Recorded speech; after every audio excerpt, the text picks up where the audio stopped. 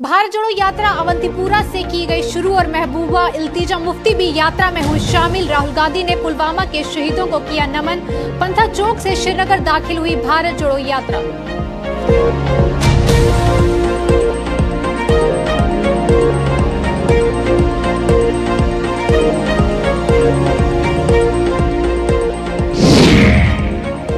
जमीनें खाली करने पर आदेश पर नहीं थम रहा रोष। डेमोक्रेटिक आजाद पार्टी ने उधमपुर में प्रदर्शन कर भरी हुंकार। सरकार से की सुप्रीम कोर्ट के आदेश पर श्वेत पत्र जारी करने की मांग।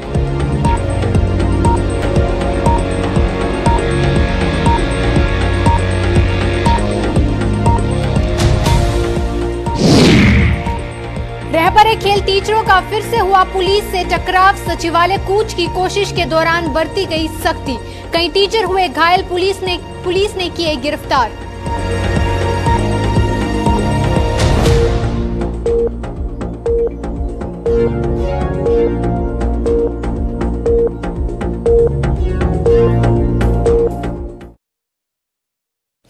नमस्कार, आप देख रहे हैं जम्मू कश्मीर का ये खास बुलेटिन और मैं हूं आपके साथ जसलीन कौर। तो चलिए शुरुआत करते हैं जम्मू कश्मीर की कुछ अहम खबरों के साथ। सुरक्षा न मिलने के आरोप में एक दिन अवंतीपुरा में रुकने के बाद कांग्रेस पार्टी द्वारा आज भारत जोड़ो यात्रा फिर से शुरू कर दी गई।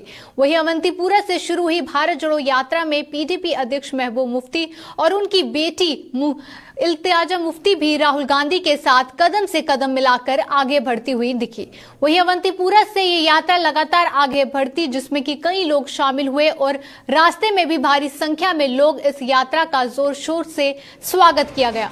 खास बात यह है कि यात्रा मार्ग व इसके साथ सटे इलाके तिरंगमय हो गए और वहीं लोग जगह जगह राष्ट्रीय ध्वज फहराकर इस यात्रा का खैर मकदम करते हुए दिखाई दिए। वहीं अवंतीपुरा से अनंतनाग से भारत जोड़ो यात्रा पुलवामा के लेथपुरा इलाके में पहुंची, जहां राहुल गांधी देर रुके और वहीं आतंकी हमले में शहीद हुए जवानों को अपनी भावभीनी श्रद्धांजलि दी। और दूसरी ओर पुलवामा से भारत जोड़ो यात्रा का काफिला पंथा चौक से श्रीनगर में दाखिल हो गया।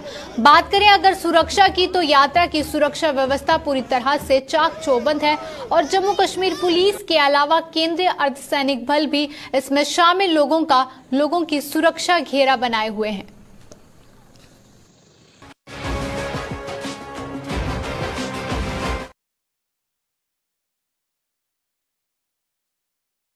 भारत जोड़ो यात्रा पर भारतीय जनता पार्टी ने फिर से निशाना साधा है। प्रदेश भाजपा के वरिष्ठ नेता देवेंद्र सिंह राणा ने इस यात्रा की अगुवाई कर रहे राहुल गांधी पर तंज कसा है।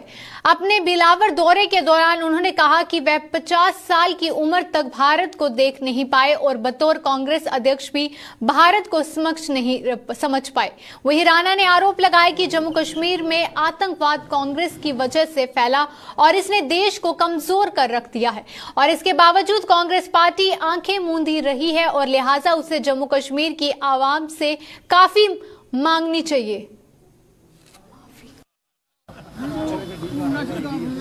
माननीय राहुल गांधी जी 50 बरस की उम्र तक भारत को देख नहीं पाए। वो कांग्रेस के अध्यक्ष भी रहे और दुर्भाग्य कांग्रेस का भी और इस देश का भी कि इतनी बड़ी पार्टी के अध्यक्ष को 50 साल लगे देखने में भारत को। उन्होंने खुद कहा कि वो भारत को देख रहे हैं और कोशिश कर रहे हैं कि भारत को समझे।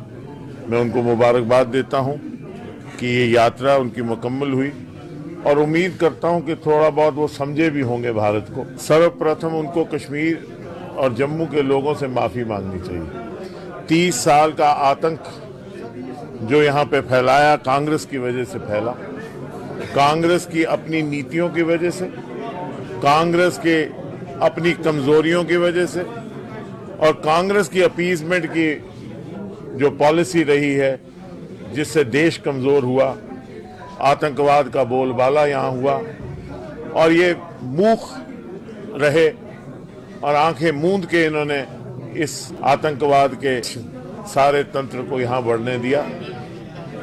उनको माफी मांगनी चाहिए। कश्मीरी पंडितों का पलायन हुआ, कांग्रेस की नीतियों की वजह से हुआ, उनको माफी मांगनी चाहिए। देश के 2 हिस्से हुए, उनको माफी मांगनी चाहिए। आज जब ये यात्रा खत्म हो रही है और भारत को वो समझ गए होंगे, तो वो ये समझ गए होंगे कि आज भारत बदल गया है।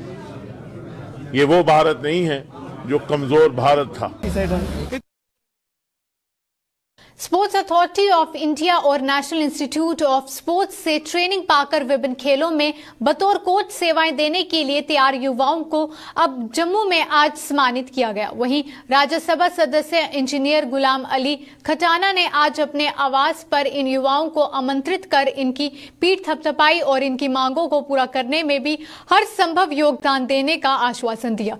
ये सभी कोच खिलाड़ियों को कोचिंग देने के लिए तत्पर हैं, जिन्होंने एक ज्ञापन के जरिए अपनी मांगे राज्यसभा सदस्य को बताई और भाजपा के वरिष्ठ नेता अलवंत सिंह मनकोटिया भी इस मौके पर मौजूद थे। हमारी कोशिश रहेगी, इन्होंने एक मेमोरेंडम भी दिया हमें कि जो कोचेस हैं अलग अलग इन्होंने कैटेगरीज में अपनी ट्रेनिंग करके आए हैं, इन्होंने अपना बताया। आज हमने इनको अप्रिशिएशन भी करी है और सबसे बड़ी बात है कि ये फ्री ऑफ कास्ट जो आगे यंगर जनरेशन्स हैं ये उनको अलग अलग जिलों में जाके फ्री ऑफ कॉस्ट कोचिंग करते हैं। ये देश से अपनी मतलब काफ़ी पैसा खर्च के अपनी कोचिंग करके आए हैं और इनका मुझे बहुत अच्छा लगा कि ये आगे यंगर जनरेशन्स को भी सिखा रहे हैं और फ्री ऑफ कास्ट। और हम भी प्रशासन से इनका हमने मेमोरेंडम जो पढ़ा है उसमें ये है कि हम इनकी बात यहाँ भी जो भी अप्रोप्रिएट प्लेटफॉर्म है हम इनकी बात रखेंगे और इनका रिड्रेसल भी होगा। और हम इनको फिर से मुबारकबाद देंगे कि एक बहुत बड़ा पॉइज, एक पवित्र काज है कि नशा और हेल्थ की तरफ इस स्ट्रेस के ज़माने में एक ये बड़ी अच्छी बात है और हम चाहेंगे कि इनका मनोबल बढ़ा रहे और हम इनकी जहाँ भी मेरे लायक जो भी होगा एलजी प्रशासन जहाँ देश में जहाँ भी इनकी बात रखनी होगी मैं डंके की चोट पे बात रखूँगा। जितने भी हमारे स्टेडियम्स हैं वहाँ लगभग कोचेस नहीं है। वहाँ युवा जाते हैं, वो वहाँ खेलने की कोशिश करते हैं, लेकिन प्रॉपर कोच नहीं होने की वजह से उनको वो जो है माहौल वहाँ पे नहीं मिलता है, वो टीचर वहाँ पे नहीं मिलता है, कोच नहीं मिलता है, जिसकी वजह से उनको सही दिशा निर्देश नहीं मिलता है। तो इसलिए इनको आज अप्रिशिएट किया गया है गुलाम अली जी की तरफ से और इन्होंने मेमोरेंडम भी दिया है कि हमारी पोस्टें एडवर्टाइज होनी चाहिए और प्रधानमंत्री जी की फिट इंडिया मूवमेंट को ये आगे बढ़ा रहे हैं। इनको भी मुबारकबाद देते हैं और प्रधानमंत्री तक भी हम ये बात पहुंचाना चाहते हैं कि जम्मू कश्मीर में जो कोच की पोस्ट पिछले 15 वर्षों से एडवर्टाइज नहीं हुई हैं वो यूटी गवर्नमेंट को हिदायत दें कि वो करें, ताकि हमारे युवाओं को फिट इंडिया मूवमेंट के साथ और अच्छे तरीके से हमारे ट्रेंड युवा जो हैं वो जोड़ सकें। जेके लाइवलीहुड मिशन और उम्मीद J&K प्रोग्राम द्वारा पहली बार जम्मू में 4 फरवरी से सिल्म मेले का आयोजन किया जा रहा है और इस मेले को लेकर जम्मू में तैयारियां जोरों पर चल रही हैं। आज बागे बहू में फायर एंड इमरजेंसी सर्विसेज की टीम ने मेले के आयोजकों को आग बुझाने का प्रशिक्षण दिया और इस अवसर पर जेके लाइवलीहुड मिशन की डायरेक्टर इंदु कंवल चिप विशेष तौर पर मौजूद थी। और आपको बताते चलें कि इस मेले में देश के विभिन्न हिस्सों की महिलाओं के सेल्फ हेल्प ग्रुप भाग लेंगे और सरस मेला राष्ट्रीय ग्रामीण आजीविका मिशन के हिस्से के रूप में केंद्र राज्य सरकार द्वारा संयुक्त रूप से आयोजित किया जाता है।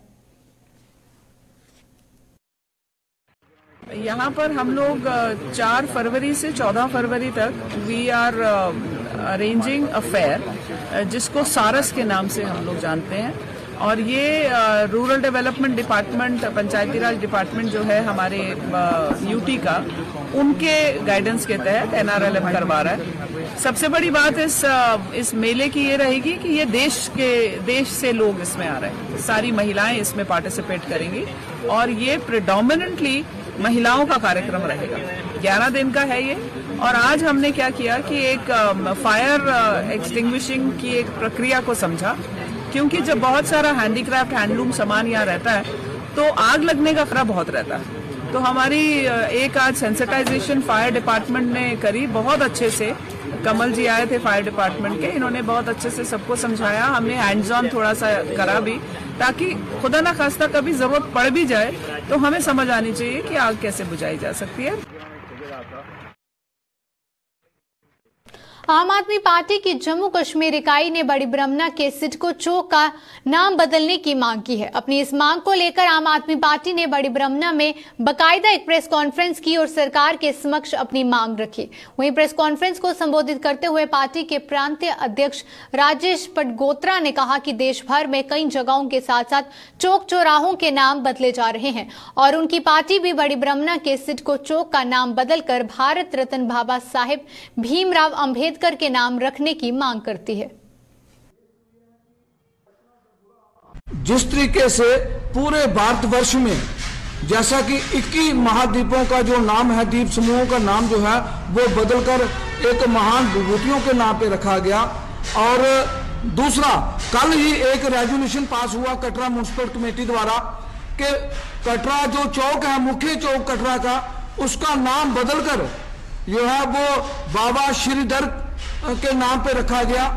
तो हम ये कहना चाहते हैं कि यहाँ पे बड़ी ब्राह्मणा जो ये चौक है जिसको सिडको चौक से पुकारा जाता है, तो हम ये कहना चाहते हैं कि इसका नाम जो है वो सिडको चौक से बदलकर भारत रत्न बाबा साहब डॉक्टर भीमराव अंबेडकर चौक के नाम पे रखा जाए, क्योंकि बाबा साहब डॉक्टर भीमराव अंबेडकर का जो भवन है बड़ी ब्राह्मणा में, ये पूरे जम्मू कश्मीर में सबसे ज्यादा बड़ा भवन जो है वो बड़ी ब्राह्मणा में है। आम आदमी पार्टी की तरफ से जो बड़ी ब्राह्मणा में प्रेस कॉन्फ्रेंस का आगाज रखा है, ये इसलिए है कि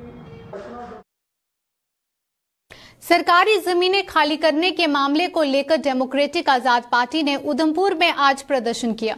वहीं पार्टी के महासचिव व पूर्व मंत्री आरएस चिब की अगुवाई में आज पार्टी नेताओं व कार्यकर्ताओं ने एक रैली निकाली और वह सरकार से सुप्रीम कोर्ट के पिछले दिनों जारी किए गए आदेश पर एक श्वेत पत्र जारी करने की मांग की और इस बाबत डीसी को एक ज्ञापन भी सौंपा गया। यही हम सरकार से कहना चाहते हैं कि आप जो सुप्रीम कोर्ट का ऑर्डर हुआ है उसके बाद एक व्हाइट पेपर इशू करें, यानी कैटेगराइज करें कि किस आदमी का मकान गिरेगा, किसकी जमीन जाएगी और किसका नहीं गिरेगा। देखिए, अभी जुबानी एलजी साहब ने कहा जी मकान नहीं गिराएंगे, लेकिन जुबानी बात तो नहीं चलती। जब पहले रिटर्न ऑर्डर है तो अब उसका रिटर्न ऑर्डर होना चाहिए। वही चीज हमने डिप्टी कमिश्नर साहब को वहाँ बताई है, वही चीज हमें इसमें मेमोरेंडम में लिखी हुई है कि सरकार उस ऑर्डर का जो पहला इलेक्शन का ऑर्डर हुआ है उस ऑर्डर को मॉडिफाई करे और सरकार की मंशा जो है वो उसमें जाहिर की करे, और खासकर गरीबों के लिए और जिनका 100 साल से 70 साल से 80 साल से बाप दादा का कब्जा है, ना उनकी जमीनें ली जाए ना उनके मकान गिराए जाए।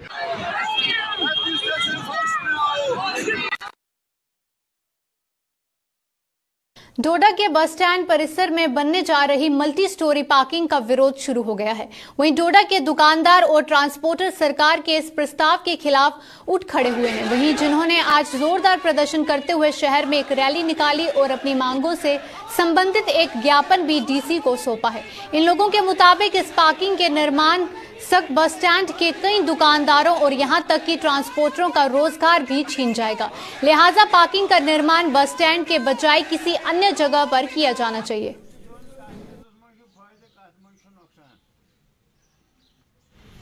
जो वो बच्चे हैं जो मल्टी पार्किंग स्टोरी के नाम पे डिसलोकेट हो रहे हैं, जिनके लोन है गवर्नमेंट के इस वक्त, या जो रेडी चलाते हैं, जो स्टॉल चलाते हैं, इनकी डिमांड है। इनकी डिमांड लेके मैं इस वक्त वर्दी डीसी साहब के पास भी आया हूं। मेरा मैसेज गवर्नर इंतजामिया के पास भी जाना चाहिए कि डेवलपमेंट हो। डीसी साहब, हम आपके साथ हैं, मगर डेवलपमेंट नौजवानों के खून पे नहीं होनी चाहिए।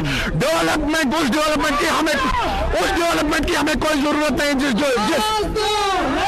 जिस डेवलपमेंट के लिए मेरे नौजवान पढ़े लिखे, जिनका घर उस रेडी से चलता है, जिनका घर ऑटो चला के चलता है, जिनका घर स्टॉल चला के चलता है, उनको बेरोजगार नहीं करना। आज हमारी गुजारिश डीसी साहब से भी होगी और आपके चैनल की सदस्य एलजी साहब से भी होगी। अगर आज हमारी इन नौजवानों पर तरस आएगा गवर्नमेंट को तो सुनेंगे, अगर नहीं सुनेंगे तो 2 दिन के बाद यही चीज इनकलाब में बदलेगी।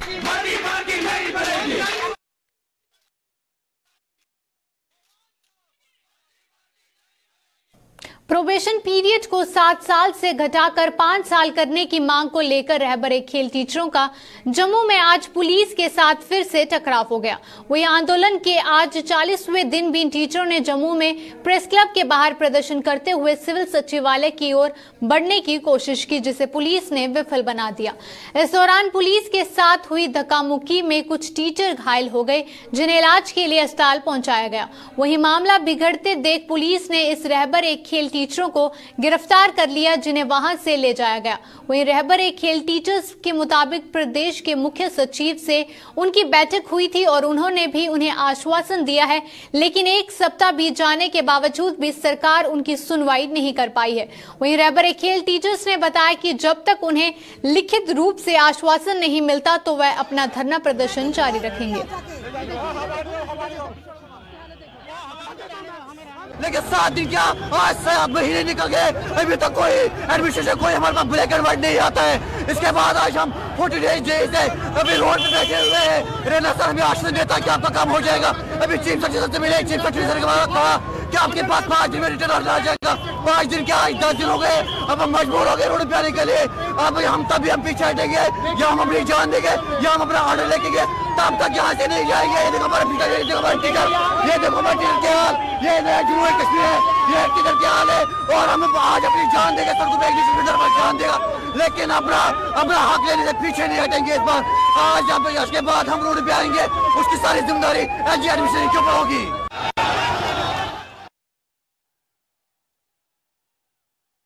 नियमित करने और बकाया मानदेय के भुगतान की मांग को लेकर आंदोलन कर रहे जल शक्ति विभाग के जम्मू संभाग के डेलीवेटरों के जम्मू में आज हुए प्रदर्शन के दौरान शहर की सड़कों पर जमकर बवाल हुआ। शहर के डोगरा चौक से एक रैली की शक्ल में आगे बढ़ रहे इन डेलीवेटरों को पहले तो पुलिस ने ऐसा करने से रोका, लेकिन जब ये ना माने तो पुलिस को इन पर सख्ती बरतनी पड़ी और इस पूरे बवाल में कुछ डेलीवेटरों को चोटें भी आई, जिससे कि इनका गुस्सा 7वें आसमान पर पहुंच गया।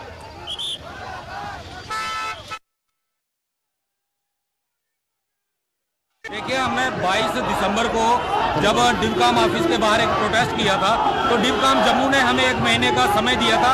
1 महीने के अंदर अंदर डेली वेजर का कोई ना कोई फैसला हो जाएगा, लेकिन आज 1 महीना 6 दिन हो गए, आज तक हमारे डेली वेजर का एक भी मुद्दा हल नहीं हुआ। हमने तब ही बोल दिया था कि 26 जनवरी की वजह से हम लेट कर रहे हैं, लेकिन 28 जनवरी को हम एक बार फिर सड़कों पे उतरेंगे, हमारे मसलों का हल कर देते। हम सड़कों पे ना उतरते, आज जनता परेशान ना होती। अगर सरकार जितना हमारे मुद्दों को लिंगरान करेगी, ये बार बार यही हालात होंगे, बार बार सड़कें जाम होंगी। सरकार अगर इन चीजों से बचना चाहती है तो उसका एक ही सोल्यूशन है और वो है डेली वेजर की रेगुलाइजेशन। उसके बिना डेली वेजर किसी भी बात पे कॉम्प्रोमाइज नहीं करेगा। जय हिंद, जय भारत।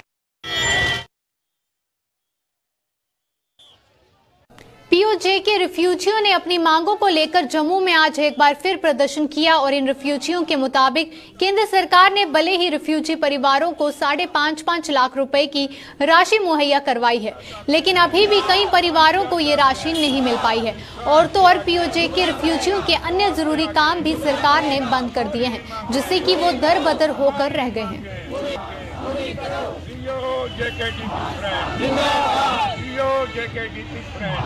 शुरुआत की क्योंकि हमें 5.5 लाख रुपया पर फैमिली को दिया, लेकिन उसमें से भी अभी 20% लोग ऐसे हैं जिनको अभी कुछ नहीं मिला है। वो वैसे के वैसे इंतज़ार में बैठे हैं। और अगली तकलीफ में जो हमें हुई वो ये थी कि इन्होंने हमारा काम ही बंद कर दिया। अभी तकरीबन साल हो गया हमारा काम बंद हुए, कोई आगे कोई जो हमारी क्या बोलते हैं जो कार्रवाई है वो नहीं हो रही है। ना पैसा आ रहा है, ना ही पीओजे के वालों का कोई फाइल ले रहे हैं। जो जैसे जैसे काम था वैसे पड़ा है, ऑफिस बंद है, लोग कहाँ जाएं अभी।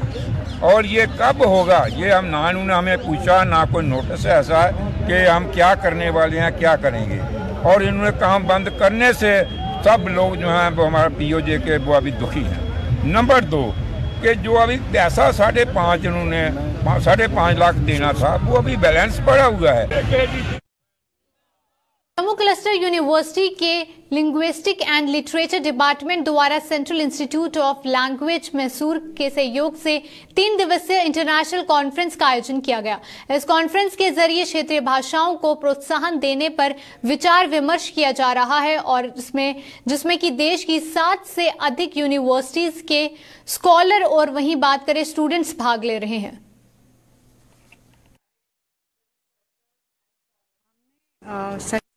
Institute of Indian languages Mysuru के साथ कोलैबोरेट करके ये 3 दिवसीय अंतर्राष्ट्रीय सम्मेलन का आयोजन किया है।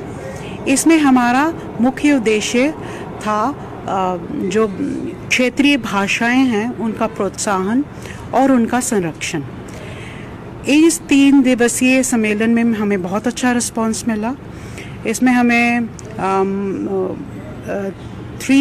48 पेपर से ज़्यादा नॉट ओनली फ्रॉम इंडिया लेकिन बाहर से भी लोगों ने अपने पेपर्स भेजे हैं और 26 से भी ज़्यादा सेशंस होंगे, ऑनलाइन पैरेलल और ऑफलाइन सेशंस भी होंगे और 60 से ज़्यादा यूनिवर्सिटी से स्कॉलर्स, स्टूडेंट्स और जो एक्सपर्ट्स हैं वो हमारे साथ जुड़ रहे हैं। इलाज के लिए जम्मू के जीएमसी अस्पताल आने वाले लोगों की परेशानियों को जानने के लिए जीएमसी प्रशासन द्वारा ग्रीवियंस सजेशन बॉक्स लगाया गया है। वहीं अस्पताल के सुप्रिंटेंडेंट डॉक्टर नरेंद्र सिंह ने बताया कि सजेशन बॉक्स के माध्यम से जहां उन्हें मरीजों की परेशानियों का पता चलेगा वहीं उनके सुझाव भी मिल पाएंगे, जिससे कि अस्पताल की सेवाएं और बेहतर हो सकेंगी।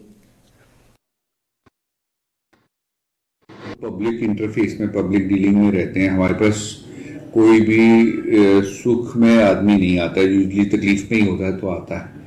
तो हमारा जो डेली उनके साथ इंटरेक्शन रहता है, मतलब जो हम उनको बेनिफिट्स या उनको हम सर्विसेज प्रोवाइड करते हैं ऐसे सर्विस प्रोवाइडर, उसमें हमारे को एक रेगुलर फीडबैक अगर मिलता रहे तो हम इम्प्रूवमेंट्स ला सकते हैं अपने वर्किंग स्टाइल, अपने वर्किंग सिस्टम, अपने स्टाफ के बिहेवियर, अपनी जो भी कमी पेशियां हमारे डे टू डे वर्किंग में आ रही हैं या हैं उनको इम्प्रूव कर सकते हैं। हम लोग यहीं रहते हैं, 24/7 हमारी सर्विसेज है। हम कभी कभी कॉम्प्लिसेंट हो जाते हैं, हमें शायद ये एहसास ही नहीं रहता है कि हम कहाँ अच्छा कर रहे हैं और कहाँ शायद अच्छा नहीं कर रहे हैं। तो ये कंप्लेंट ऑब्लिक सजेशन बॉक्स उसके लिए काफ़ी अच्छा एक टूल है, क्वालिटी टूल है, जिससे हमें एक जो हमारे विजिटर्स हैं, जो हमारे से सर्विसेज लेने के लिए लोग आते हैं, जो हमारी बेनिफिशियरी क्लास है, वो हमें दे सकती है time to time. Split in the hospital and taken. सरकार द्वारा बार बार आगाह करने के बावजूद भी कई किसान अभी तक फसल बीमा योजना का लाभ नहीं ले पाए हैं। आग लगाने या फिर अन्य प्राकृतिक आपदाओं की सूरत से किसान वर्ग को बेहद ही नुकसान झेलना पड़ता है और इसे विडंबना ही कहा जाएगा कि अभी तक कई किसान फसल बीमा योजना के प्रति जागरूक नहीं हो पाए हैं और नुकसान होने की सूरत में उल्टा सरकार को ही कोसते हैं। फसल बीमा योजना का लाभ ले चुके किसान वर्ग ने उन किसानों से गेहूं की फसलों का जल्द बीमा कराने की अपील की है।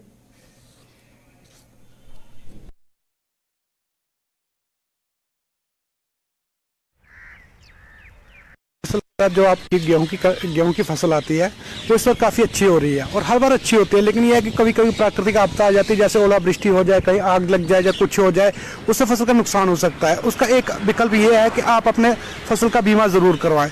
अगर आप 120 रुपये आप दे रहे हैं तो 480 रुपये पर कनाल के हिसाब से सरकार दे रही है और 600 रुपये कनाल के पर टोटल हो जाता है 600 रुपये कनाल, और उसके बदले आपको 2-3 हज़ार रुपये कनाल के पर मुआवजा मिल ही जाता है। पिछली बार भी मिला था।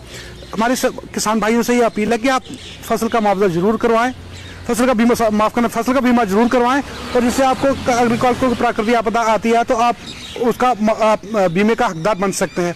प्राकृतिक आपदा तो भगवान के हाथ है, लेकिन आपके हाथ में क्या है कि आप अपनी फसल का बीमा जरूर करवाएं, जिससे कि आपको कोई नुकसान ना और आपको गृहस्थी चलती रहे और आपका आने वाले सीजन में दोबारा फसल लगा सके। किसान जी 24 घंटे मेहनत कर, जैसे लाल बहादुर शास्त्री ने नारा दिया था, जय जवान जय किसान। जिस तरह जवान 24 घंटे तैयार रहता है, किसान भी 24 घंटे। आधी रात को कभी खेतों में पानी लगाने जाना है, कभी जंगली जानवरों से फसल को बचाने जाना है, कभी दिन रात दौड़ता रहता है किसान और 24 घंटे तक मेहनत करता है किसान। किसानी गे मैं अपील करना कि किसान भाई टाइम आने पर इहदा KCC कार्ड तो बीमा इहदा करवाई जान, क्योंकि इहदे कन्नै बीमा कराने कन्नै 480 रुपये कनाल जिहड़ा ना वो मुआवजा मिलता है। इहदे कन्नै अपना नुकसान नहीं करन ते इहदे विच कराइए ते अपने गी बेनीफिट दा अपना हासिल करन। ते ये मैं अपील करना कि इहदे कन्नै कोई भी कुसै टाइम भी बारिश का मौसम आई सकता है, कोई ऐन का मौसम आई सकता है, उहदे कन्नै जिहड़ी फसल तबाह हो सकती है। तो उस फसल की बचाने वास्ते अपना बेनीफिट करने वास्ते, क्योंकि किसान आदमी जो है वो बड़ा खर्चा करता ज़मीन पर, और उसी आखिर जो तूफान आई जा कोई ऐसी कोई चीज़ आई जा उहदे कन्नै उसी बड़ा नुकसान होने का खतरा होंदा है। तो उहदी आमदनी च भी बेचारे च फर्क पौंदा। तो इसलिए अस सारे किसानें भ्राएं कन्नै अपील करने कि उन्हें अपना बीमा उहदा फसल का कराना चाहिए और KCC कार्ड बनवाइए तो अपना बेनिफिट लेना चाहिए। जम्मू कश्मीर के अभी के बुलेटिन में बस इतना ही। दीजिए इजाजत, नमस्कार।